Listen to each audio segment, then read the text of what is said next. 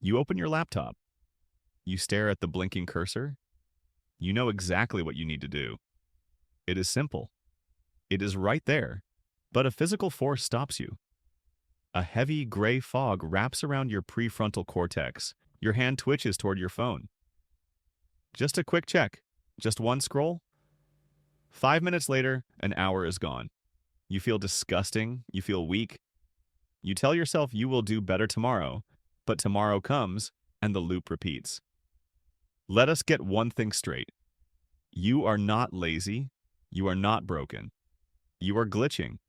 You are trying to run high-performance software on a corrupted operating system. Your baseline dopamine, the chemical currency that drives motivation, is fried. You have spent years flooding your neural pathways with cheap, unearned spikes. Video games that reward you for nothing. Infinite scrolling feeds that hijack your evolutionary seeking mechanism. Sugar that spikes your blood glucose. Adult content that simulates reproduction without the effort. Your brain is smart. It adapts. When you flood it with noise, it turns down the volume sensitivity. That is why normal work feels like torture. That is why reading a book feels like staring at a wall. Normal life is low stimulation. Your brain is calibrated for hyperstimulation. You cannot build a skyscraper on a foundation of quicksand. You cannot install new habits on a virus-riddled hard drive. You need a wipe. You need a hard reset. For the next 7 days, we are initiating a total system purge. This is not a diet. This is not a mindfulness challenge. This is a medical intervention for your attention span. The protocol is binary. Ones and zeros. You either do it or you do not. There is no gray area. Here are the parameters of the fast. First, zero social media. Delete the apps. If you cannot delete them, give your password to a friend and tell them not to give it back for a week. Second, zero video games. None. Not even relaxing ones. Third, zero junk food. If it comes in a crinkly package, it does not enter your body. Fourth, and this is the one that breaks people. Zero music. You heard me. No playlists, no podcasts, no background noise. You are terrified of silence because silence forces you to hear your own thoughts. And right now, your thoughts are messy. You need to face them. You need to stop inputting data so your processor can finally catch up. I need to warn you about what is coming. Days 2 and 3 will be hell. This is the withdrawal. You will feel an intense, vibrating agitation in your chest. You will pace around your room. You will check your pocket for a phone that is not there. Your brain will throw a tantrum. It will bargain with you. It will say, I need to check the news for work. Or, I need to listen to this one song to get pumped up. Do not listen. That is not logic speaking. That is the addiction screaming as it starves.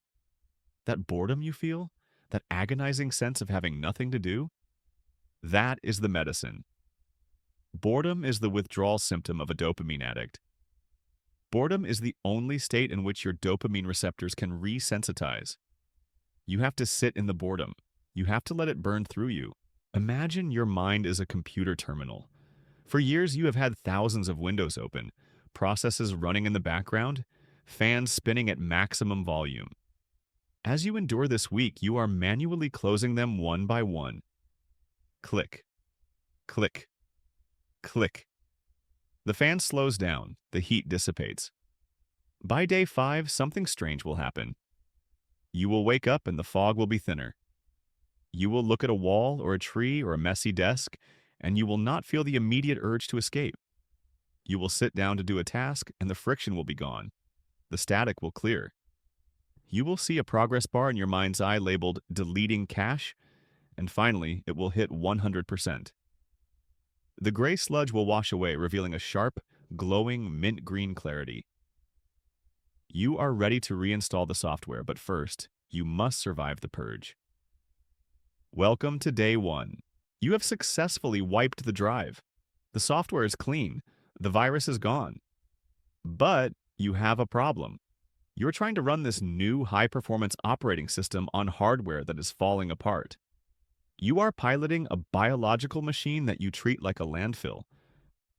You expect elite cognitive output, yet you fuel your body with cheap fillers and erratic energy sources. You are wondering why you have brain fog at 2 p.m. You are wondering why you lack drive. It is not a mindset issue. It is a biological issue. Welcome to the BioRig optimization. We start with the CPU, your brain. You cannot outwork, out-hustle, or outthink a bad night of sleep. In our culture, sleep deprivation is worn like a badge of honor. People brag about grinding on 4 hours of rest. This is not dedication. This is stupidity. When you are awake, your brain accumulates metabolic waste products. It is literally toxic. Sleep is the only time the janitorial staff comes in to sweep the floor. If you cut that shift short, you wake up with a dirty brain.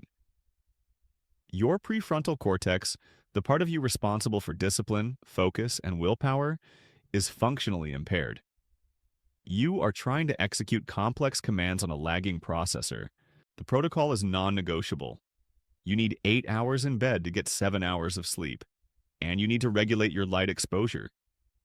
You are a solar-powered entity. When light hits your retina in the morning, it signals your body to produce cortisol and wake up. When darkness hits your eyes at night, it signals melatonin production. If you are staring at a blasting blue screen at midnight, you are biologically screaming at your brain that it is noon. You are destroying your circadian rhythm. Dark at night, light in the morning. Fix the hardware clock. Next, we look at fuel injection. You need to fundamentally change your relationship with food. Stop eating recreational food. Start eating functional food. Recreational food is designed for entertainment. It is hyper-palatable, sugar-laden trash designed to spike your dopamine and crash your energy. Functional food is data. It is information for your cells. Your brain is roughly 60% fat. If you are avoiding fats or eating processed seed oils that cause inflammation, you are suffocating your engine. You need healthy fats and high-quality protein. Think of it this way. When you eat sugar or simple carbs, you are throwing paper on a fire. You get a massive flare-up of energy, and then 30 minutes later, you are cold and dark. That is the afternoon crash. When you eat proteins and fats, you are putting a slow-burning log on the fire. You get consistent, steady heat for hours.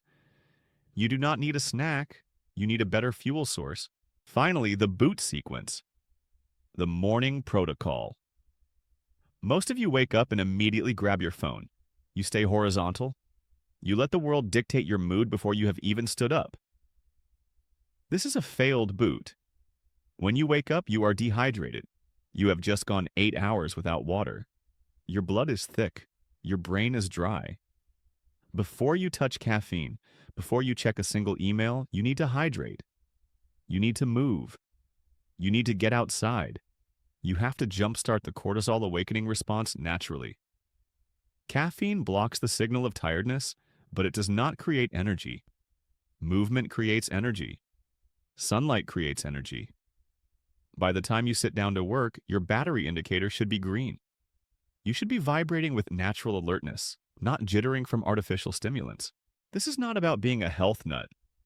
This is about mechanical efficiency. You are building a high-performance vehicle.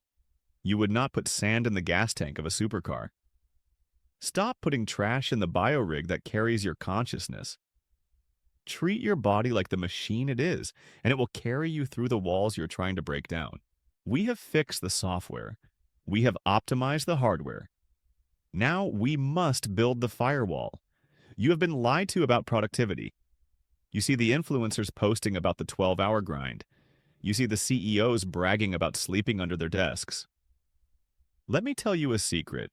They are lying, or they are inefficient.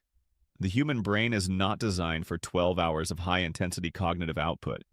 It is designed for bursts. It is designed for the hunt. If you sit at your desk for 10 hours, I guarantee you that 6 of those hours are spent in a state of continuous partial attention. You are tab switching. You are checking analytics. You are replying to emails that do not matter. You are simulating work. You are busy, but you are not productive. Motion is not progress. We are moving to a new standard, the 4-hour rule.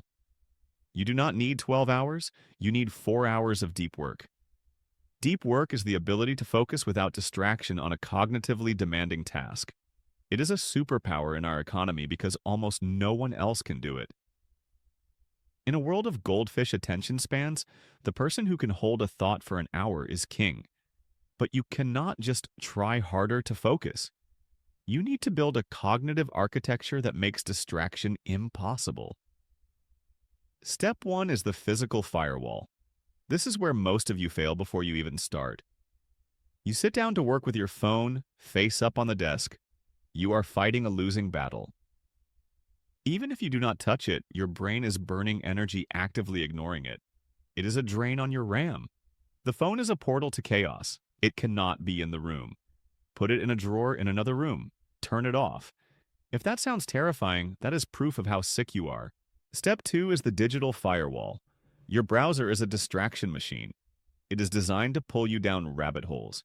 You need to install aggressive blockers. When you are in the block, YouTube does not exist.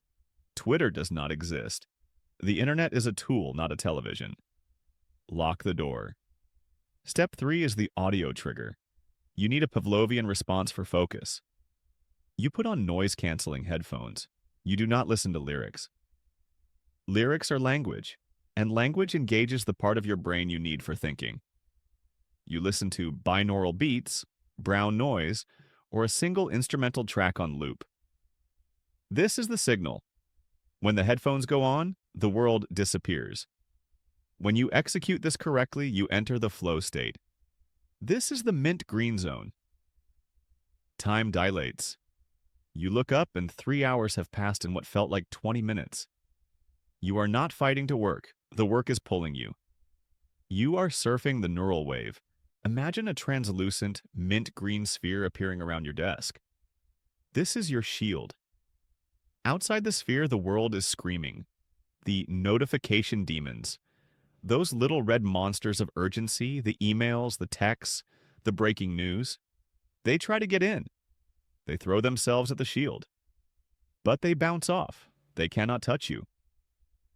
Inside the sphere, there is only silence and the task at hand. In these 4 hours, you will produce more value than your competition produces in a week. They are distracted. You are locked in. They are shallow. You are deep. When the 4 hours are up, you stop, you unplug, you walk away. You do not check your email at dinner. You recover so you can hunt again tomorrow. Build the firewall. Protect the core. You have optimized your internal world. You have built the firewall against digital distractions. Now we face the final boss, the external world, specifically the people in it. You are terrified of this step because you are biologically hardwired to seek tribe approval. You are terrified of the phrase, "you have changed." You are terrified of missing out. But if you want to escape the gravitational pull of mediocrity, you must enter ghost mode. Most people live their lives as non-player characters, following a script written by society. Go to work, go to the bar, complain about the boss, repeat. When you decide to break the script, you disrupt their programming. This leads to the crab bucket effect. If you put a single crab in a bucket, it can crawl out. If you put a dozen crabs in, none of them escape. Why? Because when one tries to climb, the others pull it back down. Your friends are not evil. They love you, but they love the version of you that makes them feel comfortable. When you start eating clean, you are a mirror reflecting their bad diet. When you stay home to work on your business, you are a mirror reflecting their wasted weekends. They will try to pull you back. They will say, "Just one drink," or "Why are you being so boring?" or "You act like you are better than us." This is not an attack. It is a defense mechanism. They are testing your resolve. If you fold, you prove that your ambition was just a phase. You prove that you belong in the bucket. You must pass the test. You must be willing to be misunderstood. Ghost mode is the art of strategic disappearance. It is the ability to say no without an excuse. You do not need to lie. You do not need to say your grandmother is sick. You simply say, "I am locked in right now. I will catch you in a few months." You are entering a season of building. You cannot build a skyscraper and host a party in the lobby at the same time. You need to close the construction site to the public. You are afraid you will lose your friends. Let me be brutal. If your friends disappear because you stopped drinking with them for 90 days, they were not your friends. They were your drinking buddies. There is a difference. High-value people respect the hustle. Low-value people resent it. This process is a filter. Let the weak connections break. You are making space for the people who will meet you at the top. This brings us to the accountability mirror. For years, you have performed for an audience. You posted stories to impress people you do not like. You bought clothes to fit in with a tribe that does not care about you. Ghost mode strips that away. When there is no audience, who are you? When there are no likes, no comments, and no applause, do you still do the work? You are not doing this for them anymore. You are doing this for future you. That version of you is watching you right now, begging you not to pick up the phone, begging you to stay in the lab. Imagine walking through a crowded, neon-lit party. The bass is thumping.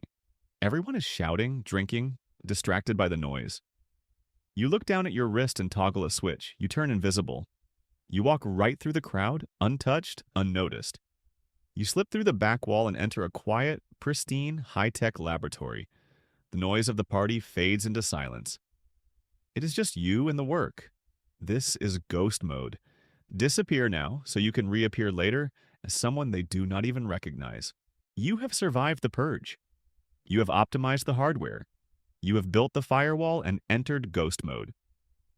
Now we arrive at the final protocol. This is where 90% of people fail. They treat this process like a vacation. They go to the gym for a month, get in shape, and then say, "I'm done." Then they go back to eating trash, and 6 months later, they are back at zero. Let me be clear, this was not a 30-day challenge. This was a migration. You do not install a new, superior operating system just to delete it a month later and go back to Windows 95. You are not taking a break from your old life. You have killed your old life. There is no going back. The core philosophy of the new operating system is simple. Consistency is greater than intensity. Intensity is sexy. Intensity makes for good Instagram posts. Staying up for 36 hours to finish a project feels heroic, but intensity is a trap. It is unsustainable. It burns out the motherboard. Consistency is boring. Consistency is going to bed at the same time every night. Consistency is doing the deep work block even when you don't feel like it. But consistency is what builds empires. You do not need to be a supernova. You need to be a laser. A supernova explodes and dies. A laser cuts through steel because it stays focused on one point for a long time. To maintain this system, you need a feedback loop. You cannot improve what you do not measure. Every Sunday, you must run a system diagnostic. You sit down with a journal and review the data. What did I get done? Where did I fail? Did I scroll on social media on Tuesday? Why? Was I tired? Was I escaping a difficult task? You do not judge yourself. You are not a judge. You are an engineer. If a program crashes, an engineer does not cry and call themselves a failure. They look at the code. They find the bug. They write a patch. I scrolled because I kept my phone in the bedroom. The patch. Phone stays in the kitchen. I ate junk food because I didn't meal prep. The patch. Cook on Sunday. You iterate. You optimize. You get better every single week. Now let's talk about the graduation. People ask, do I have to live like a monk forever? Can I never play a video game or eat a slice of cake again? No, that is not the goal. The goal is not abstinence. The goal is control. When you started this, you were an addict. One cookie led to the whole box. One video led to a 5-hour binge. You were the slave. Now, after the hard reset, after the dopamine receptors have healed, you are the master. You can reintroduce these things, but the dynamic has flipped. You can play a game for an hour to relax and then turn it off without a struggle. You can eat the dessert as a celebration, not as a coping mechanism for stress. You treat these things like dangerous tools. A chainsaw is useful, but you treat it with respect. You don't juggle it. You use it, and then you put it away. As this final phase completes, visualize the installation bar hitting 100%. The screen goes black. The system reboots. When your eyes open, the world looks the same, but you see it differently. You see the strings. You see the loops that keep everyone else trapped. You see the advertisements trying to hack your biology. You see the distractions trying to steal your time. But they don't work on you anymore. The fog is gone. The noise is silenced. You are online. You are operational. Now go do the work.